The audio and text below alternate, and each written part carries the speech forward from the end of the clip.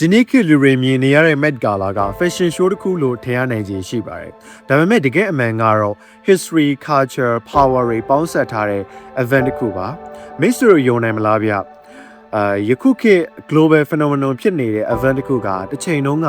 ဒေါ်လာ90တဲ့ညစာစားပွဲတစ်ခုဖြစ်ခဲ့ရဲဆိုတာကိုMet Gala ကို1948မှာ Eleanor Lindbergh ကစတင်တည်ထောင်ခဲ့ပါတယ်။အဲ့ဒီချိန်တုန်းကတော့ဒီပွဲကluxury fashion show တခုမဟုတ်ပါဘူး။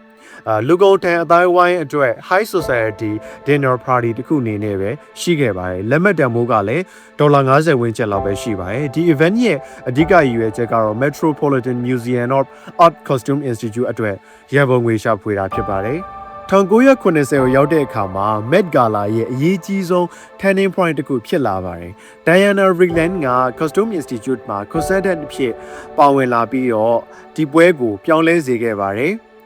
သူမက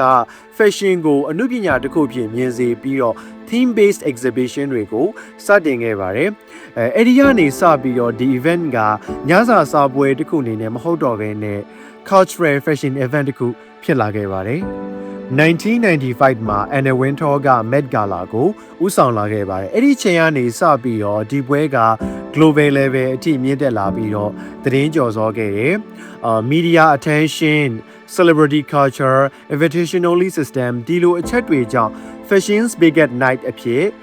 ကိုသတင်းအတော်လေးကြော်စောခဲ့ပါတယ်။လက်မှတ်တန်ဖိုးကလည်းဒေါ်လာ9000ကျော်အထိတန်ဖိုးမြင့်တက်လာခဲ့ပါတယ်။2000ခုနှစ်နောက်ပိုင်းမှာ Met Gala က global phenomenon ဖြစ်လာခဲ့ပါတယ်။ celebrities တွေ influencers တွေ designers တွေအားလုံးပါဝင်လာခဲ့ပြီးတော့ဒီပွဲက media spotlight အပြည့်အဝရရှိခဲ့ပါတယ်။ theme based office တွေကြောင့် Met Gala က fashion storytelling platform တစ်ခုလည်းဖြစ်လာခဲ့ပါတယ်။ outfit တစ်ခုချင်းစီက identity, message, culture ကိုဖော်ကျူးနေပါတယ်။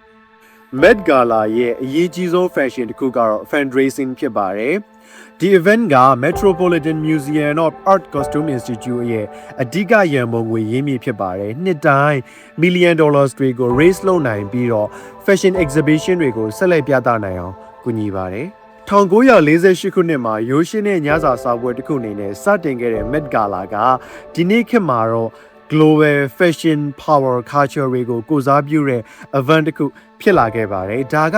fashion history တစ်ခုအနေနဲ့တည်းမကဘဲနဲ့လူအသက်အဝန်းရဲ့ stated identity influence တွေကိုပြသတဲ့ platform တစ်ခုပါ။ဒါကြောင့်မိတ်ဆွေတို့အနေနဲ့နောက်တစ်ခါ Met Gala ပွဲတွေကိုကြည့်တဲ့အခါမှာအဝတ်အစားတွေကိုကြည့်ရုံနဲ့မကဘဲနဲ့အဲ့နောက်ကွယ်ကပေးခြင်းတဲ့ message တွေကိုလည်းအဓိပ္ပာယ်ဖွင့်နိုင်မှုစူးစမ်းကြည့်ပါလို့အကြံပြုဝေမျှရင်းနဲ့နေကုန်းချုပ်ချင်ပါတယ်။